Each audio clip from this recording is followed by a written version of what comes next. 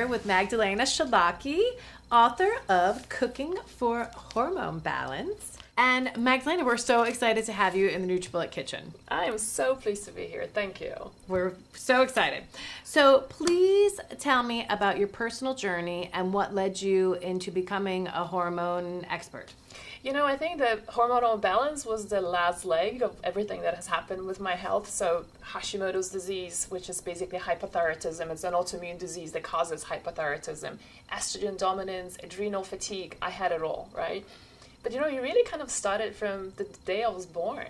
I was never breastfed as a baby. I always had a lot of digestive issues, a lot of food sensitivities. I couldn't do dairy, eggs, I couldn't do gluten. That's all we ate as a family, right? Eczema, I was covered in eczema. Later, as a young adult, covered in cystic acne. Not just my face, but my front, my back as well. I even had it on my butt. You know, terrible PMSs, terrible. I used to be so bloated, I would look like a 4 months pregnant lady, you know, being 25 years old. And discovering nutrition and how incredible changes it can make really, you know, was the point of no turnaround at that point of my life. But it's the digestive issues, is that those food sensitivities, that's horrendous inflammation combined with stress that eventually led to all these hormonal imbalances. And you changed careers somewhere through that journey, am I correct? I did. I used to work in advertising, be on the road all the time. I was in a regional job working on Fortune 100 brands. So, you know, the top brands you see in your home, they were my clients. The truth is that I was living off hotel food. I was living off, you know, airplanes, on airplanes and hotels, and not eating the best food, being constantly stressed out. I was the girl on a Sunday night who would be working on her slides on a flight to present somewhere on a Monday morning. You know, that took its toll. In the foreword of your book, it reads, every time you eat a meal, you choose to support or diminish your body's healing capabilities. Tell me how that applies to your work. So first of all, I gotta give a credit to the person who did the foreword, and that's Dr. Isabella Wentz, who did such a beautiful foreword for my book. You know, so it's a choice we're making. You know, is it gonna be a Pop-Tart, or am I gonna put something that's really nourishing for my body, that my body's absolutely gonna love and respond really well to it? It's an everyday choice that we are making. And you know, for a lot of people, it's sometimes we perceive it as being a sacrifice of not eating something we really like right now. The incredible things about health is that as you beginning to make progress with your health, your hormones start getting rebalanced, you kind of get addicted to good food, and that choice just becomes just a natural calling. When someone comes to you and they're basically, let's call them a junk food junkie at this point, and they've had enough and they really want to start eating more healthfully, what do you recommend to them? You know, I love the idea of crowding out, meaning asking the person to incorporate some incredible foods that we know can make a huge difference in your energy levels, clarity of thought, no more brain fog, beautiful skin. I mean, who wouldn't want to do that, right? And then we talk about specific foods, like whether it's flaxseed, whether it's greens, whether it's maca, matcha, you know, ginger, whatever it might be. And asking the person to incorporate that in and saying, you know, I really would like you to do those 2-3 servings a day of this and this and this, because they can have such great impact. Then the person starts going, well, then I don't really have the time and, you know, space in my tummy for junky food, because, you know, I've got to incorporate those. And so it's a wonderful concept of just bringing those things in. And as we start feeling better, we start forgetting about the junky foods. The statement I always use, nothing feels as good as feeling good. Do you find that with the people that you work with, they start feeling better and they're willing to commit more and more to healthy eating? Absolutely. Once you start seeing results, there's no going back, you know, and it's a very powerful statement. The one that I use is that we get addicted to feeling good. It's very true. Very true.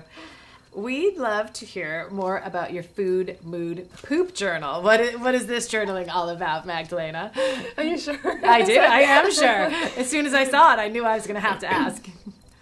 It's an incredibly powerful detective tool. And I have to tell you, when I first started out in my private practice, and whenever we finished a program together with a group of ladies, and I asked them, what was your major takeaway? And I always thought they were going to say, oh, it's because I lost the last 20 pounds, or it's because my skin is so clear, or because I don't have a foggy brain anymore, right? I'm so clear, I'm so energized. And the interesting thing was that was too happening, but the biggest thing they would come back with is they will say, I've learned to listen to my body. Meaning, no one is going to be telling me whether this kind of diet is right for me, whether it's this kind of food is right for me. You know how people go like, oh, this is so good for you. Well, maybe it's not good for you. You know, like I can't do turmeric, for example. My body is just not prepared and ready to break down turmeric. So it can be a fantastic food, but it's not great for me. And so when you use the FMP journal, the Food Mood Poop Journal, it is a way to really tune into your body, going like, you know, every time I eat grains, my tummy is feeling really off. Every time I eat, you know, chocolate, right, or whatever, I'm aching. I'm feeling that, right? So this is really a powerful tool, but also then if you talk about, so mood is a representation of how food can impact you, right? And then poop, you know, it's a huge diagnostic tool. It's been used for centuries in traditional Chinese medicine, and now in functional medicine, we are recognizing that as a really important diagnostic tool to really show you what is going on the inside. How well are we breaking down the food? How well are you absorbing the nutrients from the amazing food you're putting in your body, right? I mean, we're spending so much money on incredible organic food. We go to the extent of shopping at expensive places or going to the farmers markets, right? And taking supplements. And the question of the game now is not what you're eating, but how well are you absorbing that food, right? So it's not what you eat, it's what you absorb. And, you know, and so by looking at the quality of the poop, you can tell whether that is happening or it's not. So can I give you an example? I would love an example. I was going to ask for one. So, for example, somebody who is not absorbing food optimally, you will see food particles in the poop, right? So the first thing that our audience can do is just, you know, when you do it first thing in the morning, just take a look and see. Because if you're seeing pieces of carrot and green leaves and things like that from the food you ate the day before, that's a bad indicator. Another thing is, you know, something called like the BEAT test. A BEAT test will show you, as in B-E-T, will show you what is the transit time of the food you were eating, right? So have a piece of raw, you know, you can make a smoothie with a beet in it, and then just count the time. So let's say you had it in the morning at 10 o'clock in the morning for breakfast, right, on a Sunday, and see when you poop, you look at your poop and the color. That's going to be your indication of how long the food has stayed in the system. And a good digestive system will be between 12 and 24 hours. Why is that important? Because the longer the food stays in there, then the toxins, instead of getting evacuated, are re-entering your body, and that creates toxic load on the body, causes inflammation, causes weight gain, but also our hormones need to be pooped out. Right. And so we are not pooping them out. That's not good. It creates a lot of different hormonal imbalances. So if you identify that you're not absorbing food well, you're not digesting food properly, what would you recommend to someone? What would they try?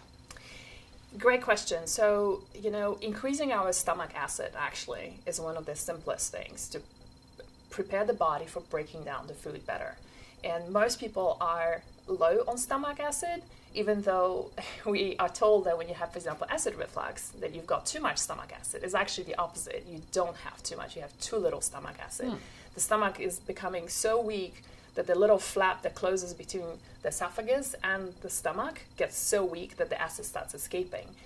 And so, you know, that's like a little side note. A lot of people who are put on antacids 6 months later start having all sorts of different chronic diseases, allergies, food sensitivities. They can't eat as many foods as they could before. And nobody really makes the connection between antacids and all the different, you know, chronic little pesky things that start popping out. Right. And so what the thing that we can do is, I love adding, for example, lemon juice or lime juice to my smoothie when I'm making one, right? Or I would recommend for anyone to drink 2 tablespoons of apple cider vinegar in a glass of water before a meal. So you're priming your digestion for receiving food and in an optimal way breaking it down. Oh, that's great. It's funny because I'm obsessed with apple cider vinegar, and a lot of times I never remember why. It's like, I know I'm supposed to take it. It's really good for me, so I'm glad we're having this conversation because now I'm remembering, and it will remind me to take it. When it comes to, I mean, at NutriBullet, we've always talked about how having a smoothie and breaking it down, and the way we're able to break down things like kale and pineapple to such small, tiny particles, help people to absorb it, even who might have acid issues in their stomach. How do you feel about that with smoothies and the NutriBullet and breaking foods down in that way? How does that help with digestion? Yeah, so I love it, and everything you said is absolutely, I subscribe to that. I would just add one more thing, is that carbohydrates get broken down with the saliva, okay? And so those specific amino acids and enzymes that we are creating in order to break the food down is in the saliva, and for carbohydrates specifically. And so if you talk about a green smoothie, there's a lot of carbohydrates, right? All the beautiful vegetables are carbs, good carbs, but you still need to break them down. And so for maximum absorption, what will be super important is to take your time in drinking the smoothie and making sure you get the saliva going with that smoothie before you swallow it. Because if you're just chugging it down, you know, it's, again, there's an absorption issue. Yes, you're breaking it down, but you also need the chemical process to happen. So just take your time, slow down, slow smoothie. Can we call this slow smoothie? I like this. I can remember that. And it's interesting because I've heard, you know, other health and wellness experts talk about how you shouldn't drink a smoothie faster than you would be able to eat all of the ingredients individually. Do you think that's about the right amount of time that you would say you should be spending drinking your smoothie? You know, I don't know. I mean, it's just, I think, let's just leave it as an intuitive thing, you know, for a person. It kind of depends also who you ask. If you go to a monastery, like a meditation monastery, and where the meal was, you know, was served like at 12 p.m. at the latest, they will ask you to actually chew as many times as 50 to 100 times before you swallow, right? I mean, so that's like the other extreme. And then we have somebody who's just chugging it down while driving like crazy to work, you know, and so just do it somewhere. Just being somewhere in between. So Magdalena, how does NutriBullet and how does smoothies work into the nutrition program that you've created? So many ways. Some of my absolute superfoods, favorite foods that I would want to incorporate to anybody's good hormonal health can be blended into a smoothie, you know. And so I'm a stickler for getting maximum amount of nutrients into our body as much as possible with minimal sugar. I will say that here. If you want to have good hormonal health, sugar is the name of the game here, to reduce that. But, you know, so the quality of nutrients that we can get in, and, you know, let's talk about the superfoods and some of the hormone balancing foods, like getting that in. Alkalizing the body, you know, I mean, we start the day with a cup of coffee. That's hugely acidifying, right? You want to alkalize the body. It's a beautiful way of rebalancing that with a wonderful smoothie. You know, there's certain tough ingredients, I will call it, like, for example, broccoli sprouts are my absolute favorites. They have such powerful, potent medicinal properties. But they're not particularly the most tasty kind of food you want to incorporate, right? Like, you know, maybe on a salad here and there, but in a larger quantity, just again, like masking that with some fantastic other fruit or low glycemic fruit, just a great way of bringing those more difficult foods, medicinal foods, into your diet and you're still making it taste so good. It's always, I think of a smoothie as a great vehicle for other things. So you have your core ingredients, but whether you want to add your maca or your ginger root or anything, it's collagen, a great, right? It's just a vehicle that you can jam as many things in as you could possibly get in there. Like, you know, so many times people ask, like, you know, I know you talk about flaxseed all the time, and flaxseed is one of my absolute favorite superfoods for hormonal balance. How do I eat it? Smoothie. Simple. I sent you our new Pride and Joy, the NutriBullet Balance. Mm-hmm. How do you see NutriBullet Balance helping people achieve their wellness goals? You know, right after you sent it to me, I was so excited to see, and I'll be perfectly honest here, calories don't really matter in my world. Fair enough. Okay. What really got me so excited about when with the little brochure that it came with, and when you told me about it, is the fiber, is the amount of sugar that can be measured in this. I was like, hallelujah, I need this. And I immediately sent it to my entire list of hundreds of thousands of people, because I wanted people to realize one thing, and that is, you know, as much as I love smoothies, the downside of smoothies is the amount of sugar we can load into a smoothie. And, you know, as you know, I'm not American. One of the things is that it was a big shocker for me moving to the United States was how much sugar was hiding in everything, and how much sugar an average person was consuming without realizing how sweet everything was. I remember even, you know, buying a Polish kielbasa.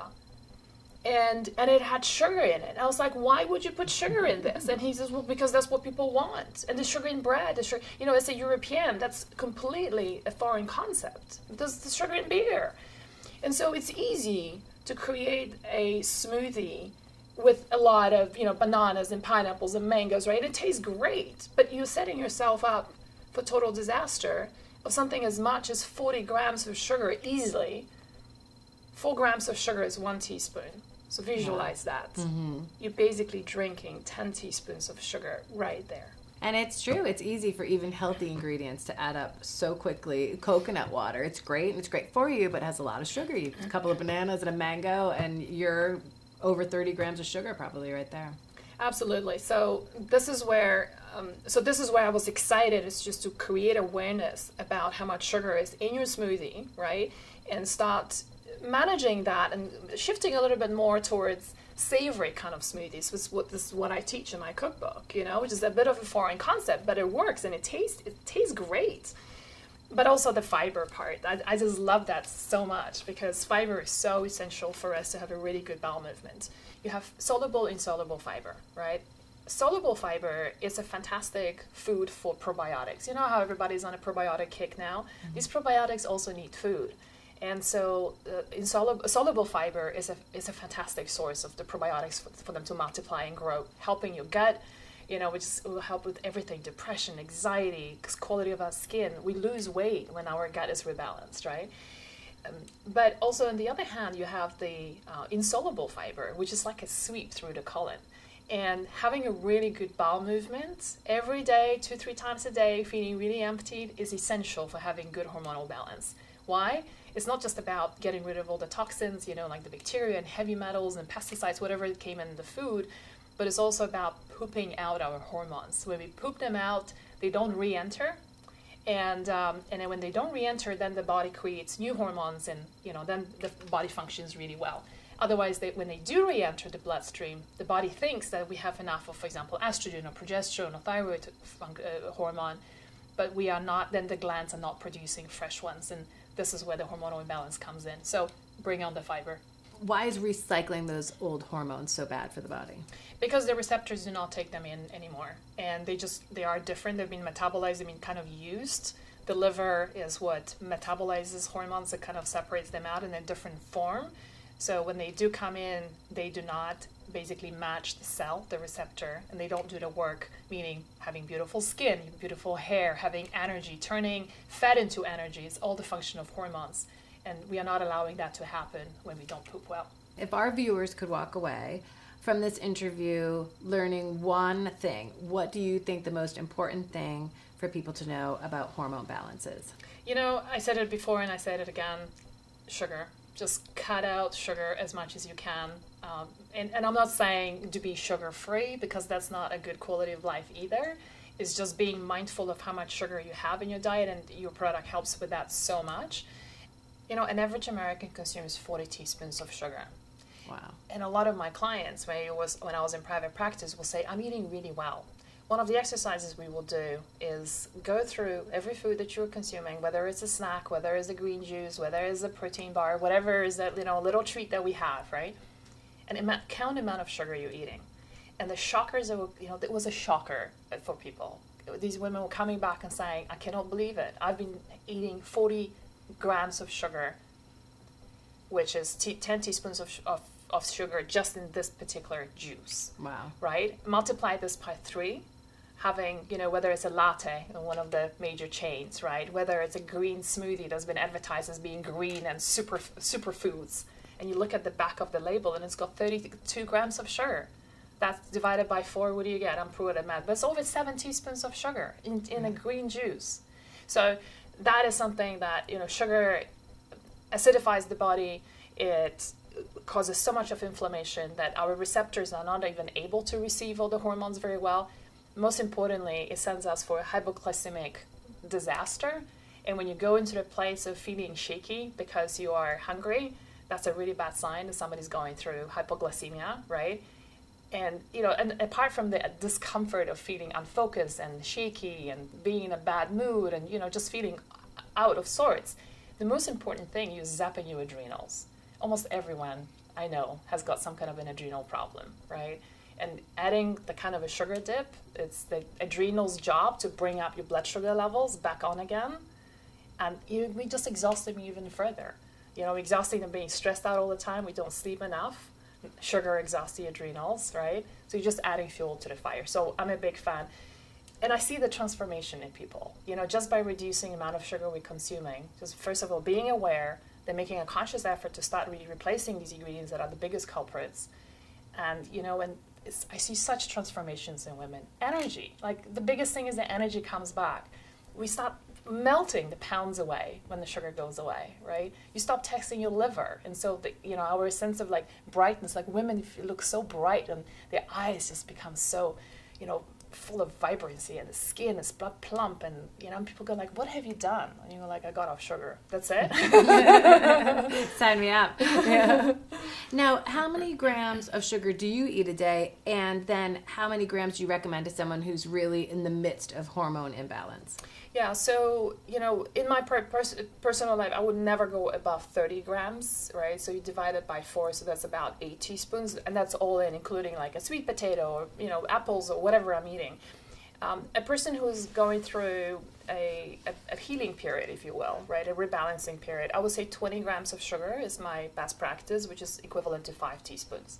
It might not seem to be a lot, but it's just a matter of learning new recipes. And one of the things that, you know, we're going to be showing here is like making a bit more savory kind of smoothies that are delicious, but they are not loaded with sugar.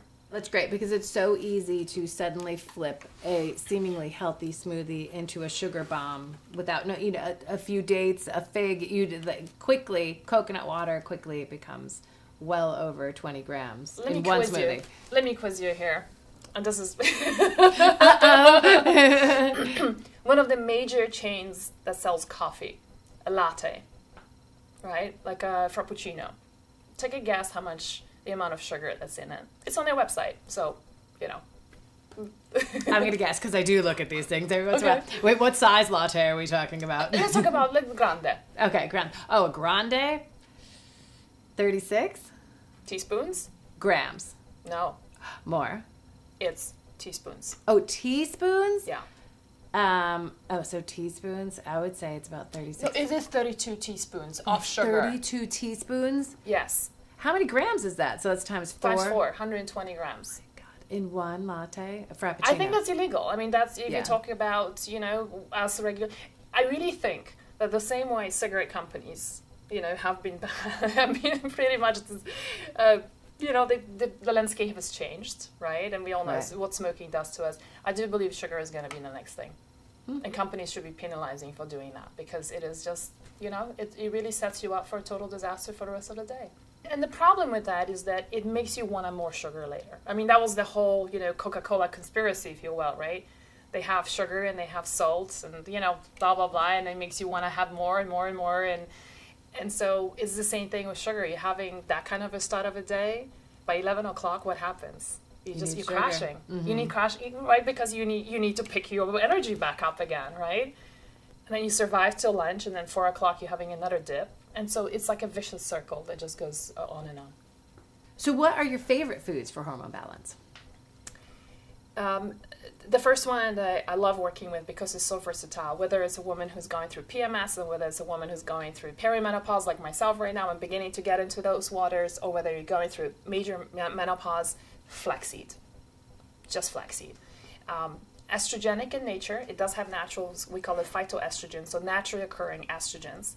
And, you know, some women may have heard of the term estrogen dominance, and so the first thing I want to say, do not demonize estrogen. You and I would not function if we did not have estrogen. It makes us a woman, it makes us beautiful, it makes us energetic to have estrogen.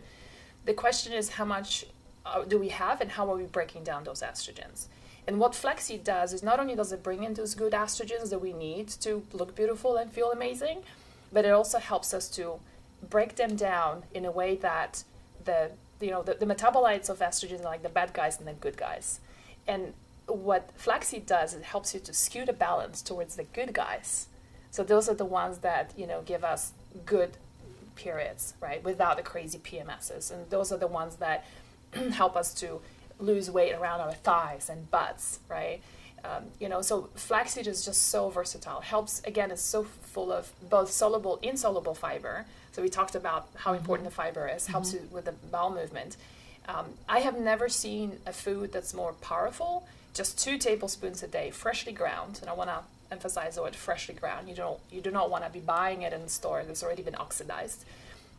And just adding that to your smoothies, to, you know, on top of a salad, even in a glass of water sometimes. It is like, it is such potent medicine. I see women's PMS is disappearing. You know, women who are going through perimenopause when our hormones are all over the place, just things becoming so much more regulated and not as extreme.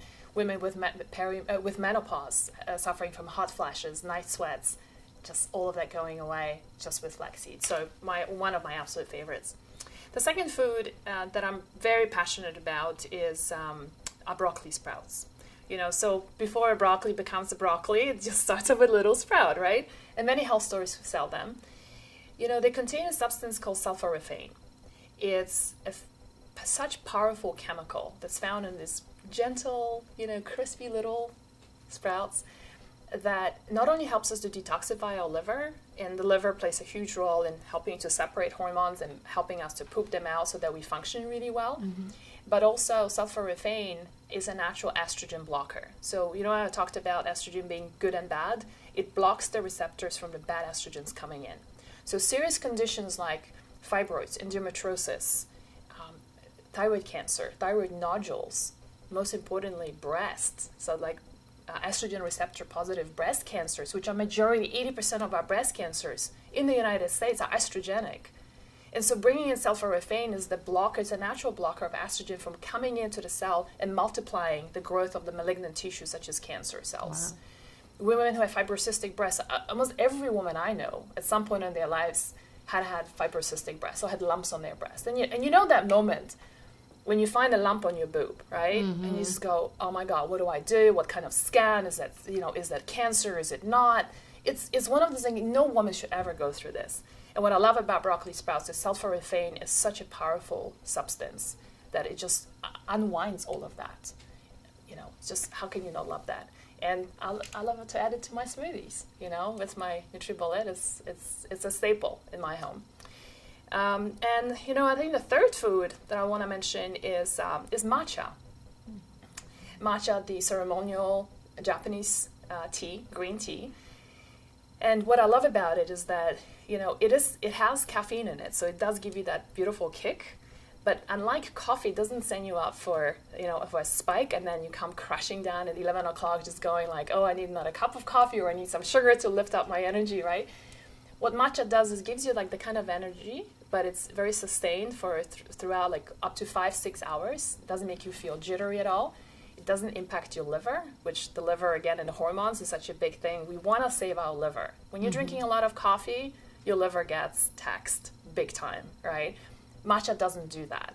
Matcha also contains something called L-theanine, which is a calming agent. And that's what's beautiful about it, is that it energizes you, but it also keeps you calm, which is kind of two opposing forces, right? Right. In Japan, matcha tea originally has been used for monks, for meditation, so they don't fall asleep, to keep them awake. It was also given to warriors before going to war, like a shot of matcha, to just give them the incredible, like, you know, fearlessness and energy, right? But it's got these two, you know, wonderful qualities that I absolutely love about that. It doesn't give you that jittery feeling that coffee does, and it's, again, it's just this beautiful green color. Just add that to your smoothie. It's just like, how can you not love it? So flaxseed, broccoli sprouts, and matcha. Yes. Okay, exciting. So I know from looking through the book that you like to use spirulina in some of your recipes. Tell me about spirulina. So the reason why I love spirulina is because it is high in iodine. And iodine has been removed from a lot of foods, unless you're, you know, eating a more Japanese kind of a diet with a lot of seaweed in it, right? A lot of shellfish and fish. A lot of people, and again, not all fish contains iodine. So most of the time, most of us are deficient in iodine. The importance of iodine is that we have incredible number of receptors in our brain, breast tissue and ovaries, thyroid as well, for iodine. And so when we deplete it, right, then, you know, a lot of these different body systems don't function as well. For example, ovaries need iodine in order to produce progesterone, estrogen, right? And that's what I love about it, is that, you know, whenever I work with an iodine-rich food, spirulina is a good example, and just adding that to a smoothie is so simple, women feel so energized on it. Iodine is energizing. The only precaution I'll have is anybody who's got Hashimoto's disease with elevated antibodies, you do not want to be adding additional iodine to your diet. And, you know, also it's a time to tune into your body. For example, if you start burping and you can taste the spirulina, that's a sign that you probably spirulina does not agree with you. And so there's about 30% of the population that can't really do spirulina. You can easily substitute it for dulse, D-U-L-S-E, which is another kind of seaweed, which a lot more people can tolerate. It's a little bit more, you know, seaweedy, if you will. Or just do chlorella, which is another option. You know, our viewers always love any tips or tricks of things that they can, takeaways that they can figure out a food is not necessarily working for them. And you mentioned that with spirulina. Are there any other ones you have off of the cuff that are pretty good indicators right away that a food is not working for your personal body? You know, sugar is a big one, right? So reduce the amount of sugar, see whether you actually feel more energized by having a smoothie. So that's one big one. You know, there is a small percentage of people who have a genetic predisposition for not breaking down sulfur very well. So, for example, having too much of cruciferous vegetables, such as, you know, broccoli sprouts would be one, or adding broccoli, adding cauliflower to smoothies, or arugula, right? Those are all vegetables that are very high in sulfur. They might be causing some digestive issues in some of the population.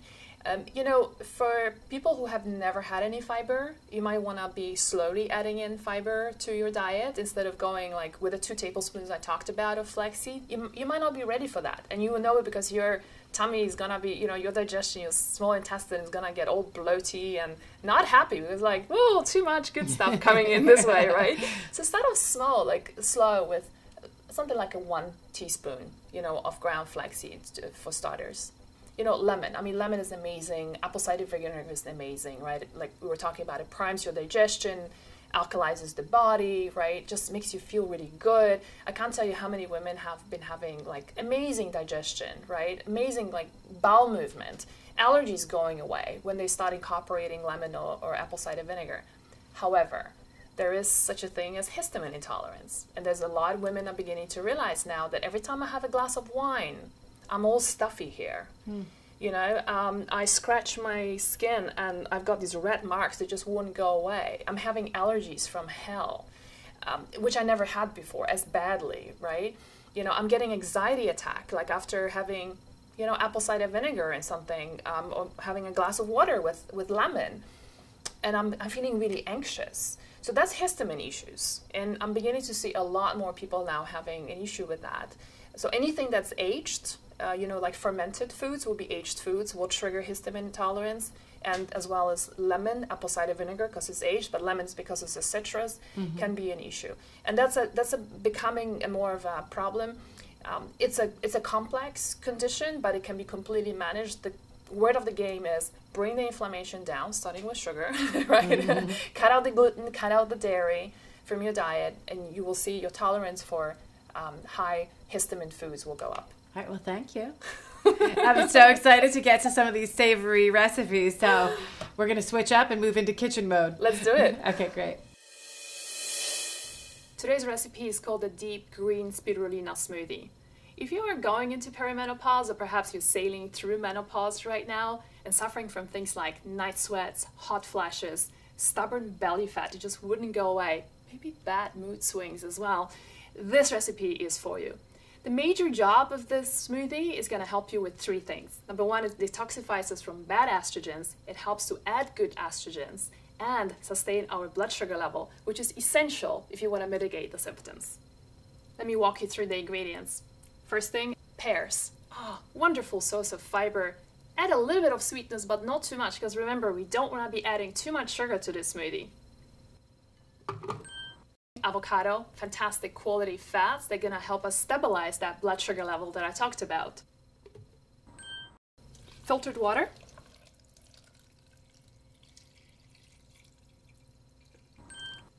Spirulina, which really is the rock star of this particular recipe.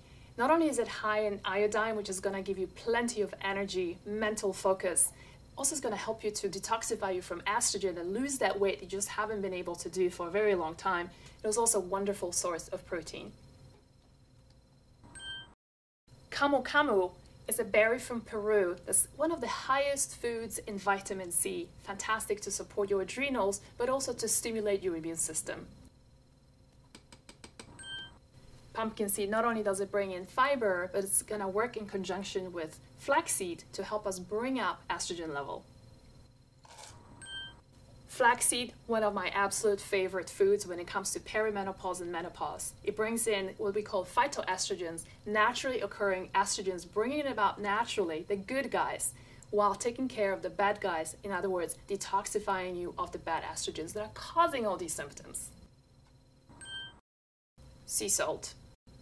Salt is going to amplify all the flavors of this recipe, but also is great for supporting your adrenals.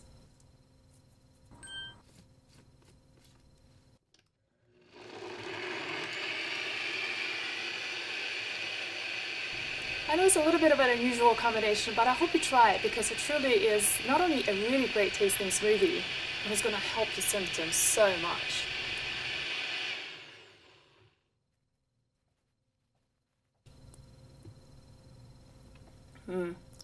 Fantastic.